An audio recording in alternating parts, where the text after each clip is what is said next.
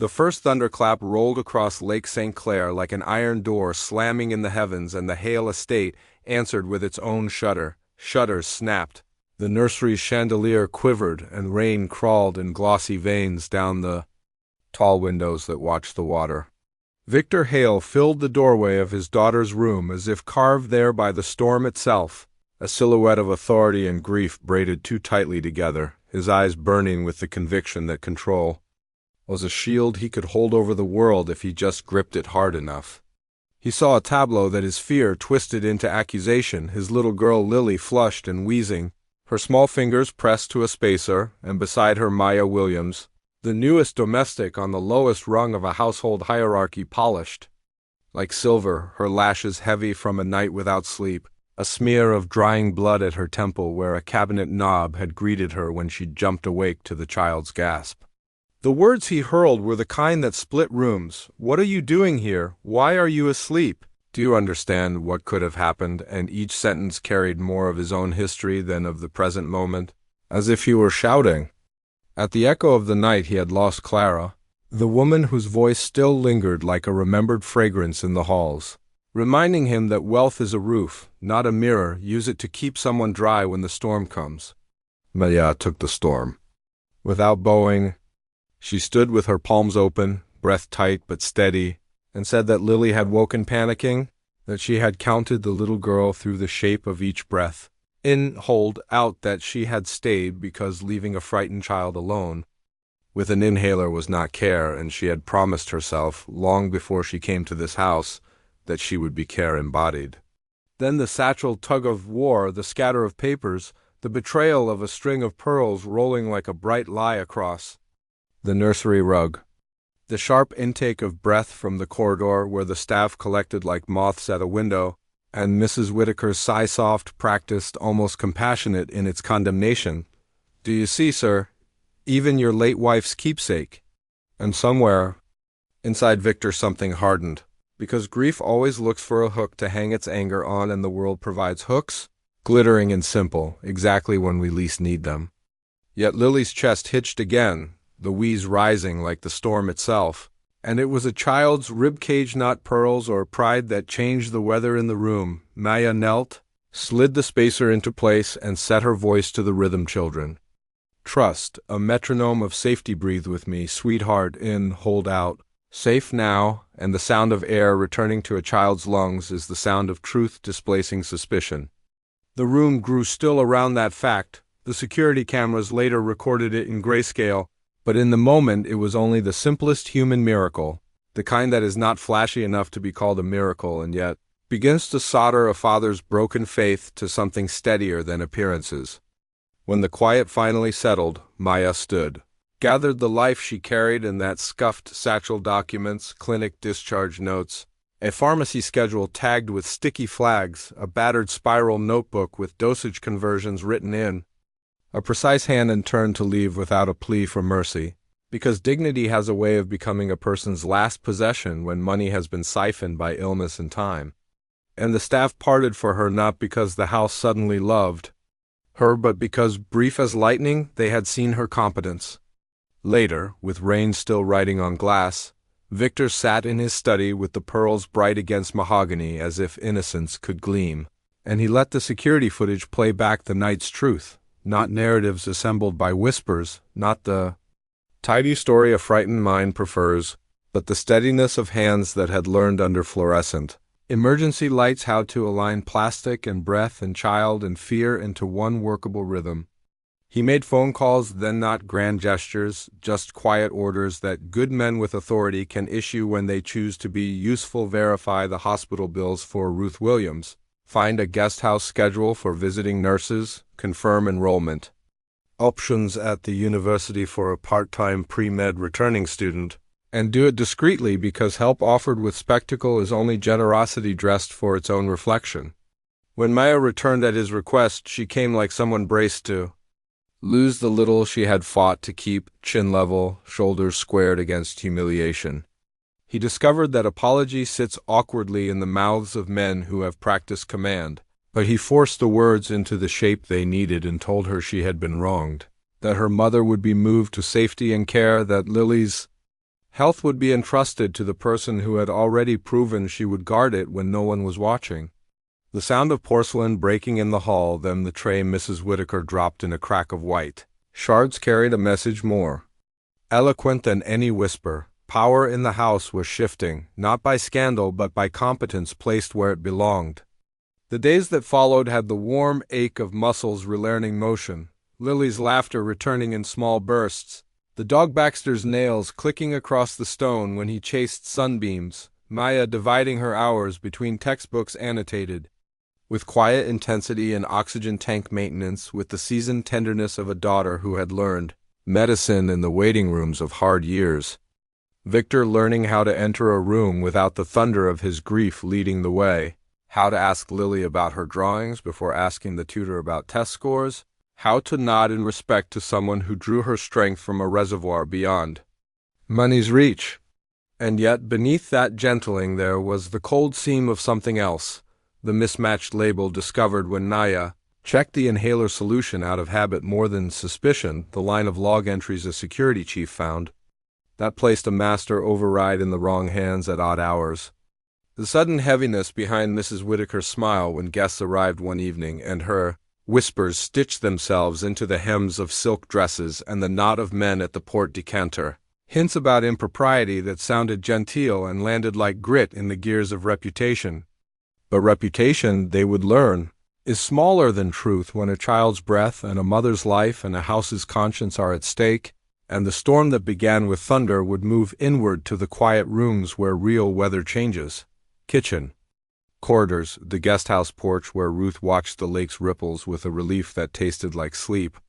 The study where a glass case held pearls that had belonged to a woman who had understood that the measure of a billionaire is not the mirror he polishes but the roofs he builds. Asterisk salt in the silver the night of the investor's dinner unfurled, like a performance designed to reassure the world that nothing under this roof could ever be unsteady. Silver catching candlelight, a string quartet coaxing civility into the air, conversation floating on the currents of markets and mergers while the real negotiation was happening in glances. Victor played the part he had written for himself, upright, economical with words, flanked by people who had known him as conqueror of numbers rather than keeper of fragile things, yet his attention kept snagging on the small, human details. That wouldn't make tomorrow's business column, Lily pressing her cheek to the dog's head in the doorway. The way Maya positioned herself at the distance of respect without ever quite leaving sight of the child. The little tremor that ran through Mrs. Whitaker's jaw when she poured wine near the place setting where the pearl-brooched guest tilted her head to ask, in a tone crocheted with concern, whether it was wise to have blurred the line between household and charity. Wealth is only useful if it shelters someone in need, Victor said aloud, not as a performance, but because he needed to hear himself commit in front of witnesses he had once taught to mistake hardness for strength. That public vow rearranged allegiances in subtle ways. A junior footman straightened at the kitchen door as if he could measure integrity in his own spine. The gardener with calloused hands stopped letting old jokes about the new girl find a landing place, and in rooms with no chandeliers the staff practiced a new grammar for respect. But Mrs. Whitaker retreated into a smaller, colder country inside herself, where long service is mistaken for ownership, and the house becomes the stage on which you must always be the one drawing the curtains. There she sharpened her intentions, until they glittered like cutlery. She would not, she told the mirror that night, let an upstart rewrite the story of duty she had memorized for decades. When people act from wounded pride rather than principle, their actions often take the shape of care while carrying a poisoned arithmetic. A label switched here, a schedule adjusted there, a careful whisper in the ear of a guest known to sprinkle doubts like salt. In the week that followed, Lily's cough did not vanish on schedule. It came as a low rattle that caught on laughter and made it shorter than it wanted to be, and each time Maya steadied her, the inhaler hiss sounded off thin, wrong, as if someone had convinced the medicine to be less than itself. Maya's training was cobbled together from community college anatomy labs, late night a shadowing she had done before life forced a pause, and the deeply practical medical education chronic illness gifts to families who love one another. She felt the wrongness. The way a pianist feels a single flat note in a familiar piece, and so she rewound her steps. It was not melodrama that guided her, but method. Document numbers. Cross-check lot codes. Ask the pharmacist on the visiting nurses team to teach you how to test aerosol density with a paper cone and a stopwatch, because humility is a faster path to competence than pride is. She did all of that quietly, because she understood the house's politics and because accusation without evidence is just another form of breath wasted. Meanwhile, Victor discovered how exhausting it is to change a culture. You cannot decree trust. You must demonstrate it until it becomes ordinary. He began walking through the service corridor at midday when the staff lunched, asking after families without the stiff, performative interest of someone fishing for gratitude. He sat on the guest house steps for 10 minutes each evening and let Ruth tell him stories about the Detroit clinic where she'd learned the names of the kind nurses by the way their shoes squeaked on linoleum, and he found that listening can be its own kind of roof. The house warmed, but in the warmth, sabotage looked doubly cruel. The proof, when it came, clicked into place with the pleasure of a puzzle solved and the sadness of a betrayal confirmed. A master key entry at 2:13 a.m., captured by a camera, tucked up under a coffered ceiling no one ever looked at. A discarding of labels in a wastebasket in a staff hallway where only the housekeeper worked late. An email printed and then shredded poorly, its curvature matched to the office shredders. Rhythm by a security assistant who had wanted to be a detective since he was 8 and thus took amateur joy in pattern. And the simple laboratory test in the laundry room of all places, where steam and light gave Maya the calm she needed to line up droplet counts on glass slides and prove in plain, unambiguous numbers that the medication had been swapped for. An herbal placebo that did nothing more than perfume the spacer's mouth with mint. She brought the results first to Victor, because truth given to the person with the most power is still truth's best chance of becoming action. He felt the old flinch of a man about to defend a loyal lieutenant, then remembered that loyalty to a person is not the same as loyalty to what is right. He asked 2 questions that mattered. Are you certain? And is Lily safe tonight? And when the answers were yes and yes, he told Maya to stand behind him at the next staff meeting, not as a shield, but as a witness. In the long room, where household business had always been conducted like a sober sacrament, he laid out the facts with a calm that made the news heavier rather than lighter, and he watched Mrs. Whitaker's face as the room absorbed it all. First, disbelief, then the coil of indignation, then the small, subtle calculation of someone searching for an exit that preserves dignity. Some wrongs cannot be explained away with stories about caution. Endangering a child tries to smuggle fear into the house and call it prudence. He released her from service with a severance that was more generous than her behavior deserved, because he wanted the house to learn that justice need not be cruel to be firm. And when the long day was done, he went to the nursery and let Lily fall asleep with her hand clutching 2 of his fingers and the spacer on the knitstand where it belonged, with the right label pointed forward like a lighthouse. The weight of names, the resignation of a decades-long housekeeper unspools through a household like the end of a season. Habits reassign themselves. Cupboards begin to reveal how much one person preferred order to accessibility, and secrets once kept out of. Misplaced loyalty begin to look like burdens people are relieved to set down.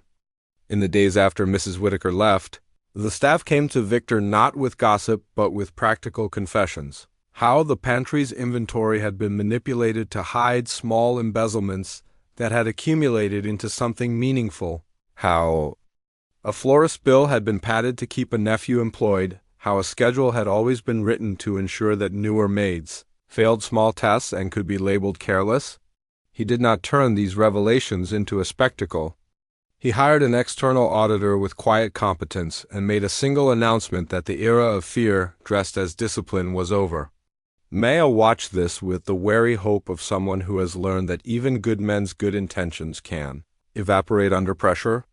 She continued to study in the quiet hours and to mark Lily's breath sounds with the meticulousness of a clinician building a case history, and she let herself begin to imagine that different futures could be honest and within reach. A white, coat earned without apology, a mother whose laughter was not strangled by worry, a house where respect was a language rather than a favor. On a Sunday afternoon, the three of them, Victor, Lily, and Maya, walked to Lakeshore, Baxter streaking ahead with a comic determination that made Lily shriek with a joy that had air behind it. The sky held that particular blue that only arrives after a week of storms, and Victor felt the memory of Clara move through him not as regret but as permission to keep living. He spoke aloud a sentence he had rolled in his mouth silently for days. You belong here, not as a maid only, but as part of what keeps this house honest. It was less a declaration than an agreement to tell the truth in public. News travels in two directions in a city like theirs, up in the form of openings on boards and raised eyebrows at clubs, and out in the form of whispers that land in the kitchens and garages of people who have little patience for the hypocrisy of the very rich. Victor's decision to sponsor a clinic endowment in Clara's name focused on pediatric pulmonary care for families who live in the hard zip codes meant both channels would carry a new story about this house. He asked Maya to help shape the endowment's training program because expertise grows best when paired with experience. She drafted a plan that braided community health workers with medical students, portable spirometers with school-based screenings, humility with science. The boardroom where this plan debuted had a view of the lake so stunning that men were used to confusing elevation with clarity. They learned quickly that clarity could also come from a young woman who spoke in paragraphs that flowed like a river, dense, purposeful, long sentences that brought listeners with her rather than cutting them into sound bites. Not everyone applauded. A consortium partner, who liked his philanthropy polished and uncomplicated, wondered aloud if lifting up help from inside the staff wasn't a little dramatic. Victor let the room's discomfort ripen into a silence that required courage to cross. Then he did the simplest thing a man with resources can do when he has learned his lesson. He cast his lot publicly with what is right. Names carry weight. When his name landed on a letter of intent that made the endowment real, others' names followed out of habit or hope or fear of being left behind. Back at the estate, Ruth's health steadied in ways that good oxygen, good food, and the subtraction of anxiety make possible. She took to sitting on the guest house porch with a stack of well-thumbed paperbacks and the satisfaction of someone whose life had been returned to her on the installment plan. One evening, as the light drained slowly from the lake, she told Victor the story of the day Maya decided medicine was not optional, a bus ride, a clinic, a child who wasn't hers but could have been, a mother who taught her daughter that love is not measured by what you can afford, but by how you show up when someone is drowning. He listened the way a man listens when he understands that the future of his house depends on learning other people's histories well enough to stop repeating his own mistakes. The quiet trial boards do not convene courtrooms, but it felt like a trial. The afternoon, a short stack of letters and a longer stack of invoices converged on Victor's desk, a wrongful termination claim drafted by an attorney who understood exactly how to turn nuance into leverage, and the forensic accountant's report that mapped Mrs. Whitaker's tenure into numbers more damning than insult. Choosing to fight publicly would turn the estate into a headline. Choosing to settle quietly would stain the truth with ambiguity. Choosing a third road required patience. Victor took it. He invited the other party's counsel to a conversation that was not a negotiation but a schooling in facts, brought the security footage and the aerosol test results and the logbooks, and the pattern analysis, and put on the table a settlement whose only non-negotiable clause was a community service requirement, a foundation gift in Mrs. Whitaker's name to the very clinic she had endangered by her acts, accompanied by a letter acknowledging harm done to a child's care. In another era, that might have been called humiliation. Victor called it alignment. The attorney blinked at the audacity of a solution that refused to monetize virtue, then nodded because the alternative would crack reputations that preferred continuity. The house learned a subtler lesson that week. Accountability can be both firm and creative, and when it is, it changes more than one life. Maya, meanwhile, sat her first midterm back at the university in a lecture hall that smelled faintly of graphite and anxiety, and she wrote until her hand cramped, long answers that braided mechanism with compassion, and when she walked out into the autumn light that made the trees along the quad burn like a slow fire. She allowed herself the luxurious moment of checking her phone, not for emergencies but for a message from Lily, who sent a photo of a drawing three figures under a big roof, a dog, a lake, a line of clouds that looked like thumbs pressing gently down. At home, dinner had become less about performance and more about nourishment. The chef was still a genius, with rosemary, but now the staff ate after the family at the long kitchen table rather than in shifts stolen around the margins of service.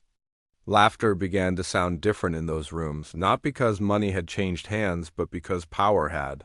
On a Friday night, Victor took Lily to the clinic's temporary space so she could see the place where her breath had inspired a larger breath for the city.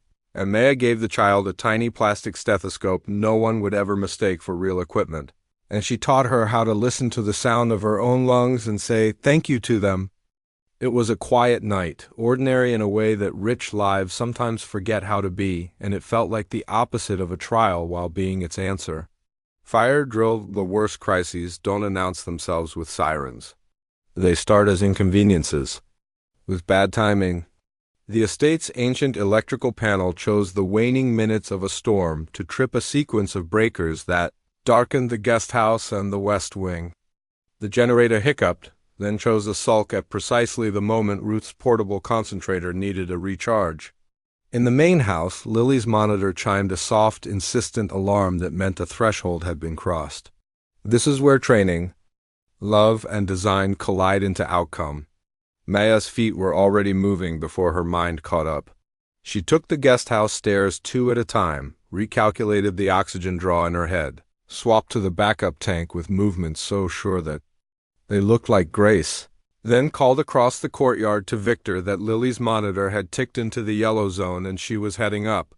He was on the landing before she reached the door, and for the second time, since the night of thunder, they moved like people who had practiced a dance without knowing they were practicing. He fetched the emergency pack. She primed the nebulizer.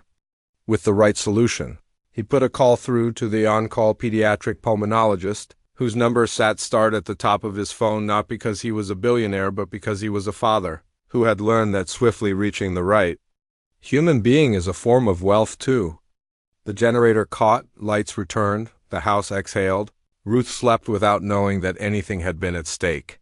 Lily's breath came back to its patient rhythm, and afterward, when the adrenaline had thinned into the exhausted laughter of people who have won a small war, they stood at the upstairs window and watched the last lightning stitch itself into the horizon. In the debrief the next day, the estate now held fire drills and medical debriefs. The way other houses held brunches, Maya recommended changes to the emergency power design, and Victor signed the purchase order before the printer had fully warmed. This, he told the staff, is what the roof is for, not marble. Not reputation, function. The story of that night spread in circles, to the clinic team who used it as a training case, to the boardroom where a facilities subcommittee turned a line item into a priority, and out into the city where families who would never set foot in the Hale estate felt, perhaps without knowing why, that their lives were a little safer, because someone with resources had chosen to understand the mechanics of their emergencies. The roof we keep here's do not pass in a novelistic blur when you are paying attention. They accrue, slow, and exacting, each choice layering on the last until the structure you inhabit is unmistakably the one you built. By the time the endowment's clinic opened its permanent doors, glass bright, waiting room murals drawn by children who had learned to make friends with their lungs, Maya wore a white coat with her name stitched in a thread that looked ordinary and felt like a covenant. She moved through exam rooms with the quiet authority of someone who had learned that medicine is both science and choreography, timing, language, hands, eye contact, the humility to ask a grandmother what remedy has always worked, and the training to fold that knowledge into evidence-based care.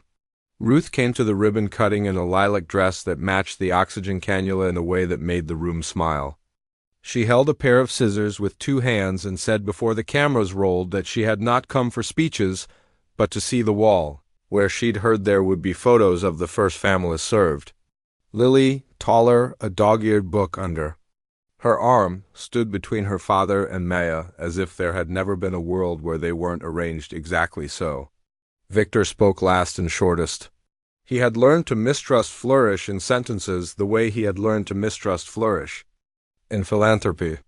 He didn't mention wealth or sorrow or redemption. He said only that roofs matter and that under this one everyone would breathe easier, and then he stepped back because men who have learned to build shelter know when to get out of the doorway. Back at the estate, the pearls rested not in a case, but in a frame on a wall with a simple plaque beneath them. Clara Hale, who taught us what roofs are for. Visitors sometimes asked why jewelry hung like a photograph. The answer was the same each time, because objects can be purified by the meaning we attach to them. And because in this house symbols no longer had permission to accuse people of crimes they did not commit. On quiet evenings, the three of them still walked the lakeshore, and when storms came they watched them without flinching because they had learned their house could hold. The staff's laughter in the kitchen had a music that would have startled the old days. A scholarship list on the bulletin board sent a scullery maid's brother to a trade school and a gardener's daughter into nursing. A holiday party included. A moment when Victor handed Baxter a ribboned biscuit and Lily declared, with the absolute authority of a child, that the dog was a key member of the emergency response team because he always found her inhaler when she misplaced it. The city learned its own lessons, slow and uneven, that the rich are not, by design, the villains of stories but become so when they mistake mirrors for roofs. That redemption is not a speech but a schedule. That justice can be patient without going soft. And Maya learned that the hardest part of surviving the wrong story about you is not proving it wrong but refusing to let it shrink what you become. She did not become a fairy tale. She became a physician who answered her phone after midnight and told frightened parents to meet her at the urgent care and then arrived before they did. A daughter who fussed over her mother's cardigan and told her to take her novel and sit by the clinic window where the light was best. A woman who taught a child to count breaths not as a fear ritual but as a way of saying hello to life. In the end, no portrait of the Hale estate would have satisfied an old society page because the interesting part of the story had ceased to be its grandeur. The interesting part was how a house changed shape to fit the truth of the people living under it. The last scene belongs to a morning no one would headline. Lily left for school with a new inhaler tucked into a pouch she had decorated with stickers shaped like roofs. Ruth waved from the porch.